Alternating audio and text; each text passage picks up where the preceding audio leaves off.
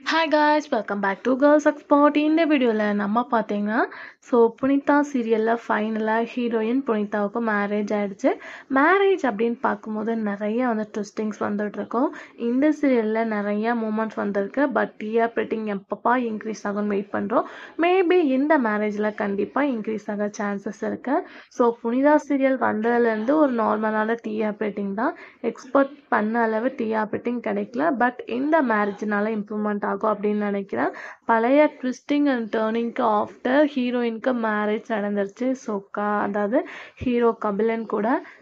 இந்த ஒரு பிக்கை அஃபிஷியலாக ஹீரோயினே ஷேர் பண்ணியிருந்தாங்க. அவங்களுக்கு மேரேஜ் ஆன் ஆஃப்டர் இனிமேல் சீரியலை இன்ட்ரெஸ்டிங்காக கொண்டு போவாங்க அப்படின்னு சொல்லிட்டு நினைக்கிறேன்.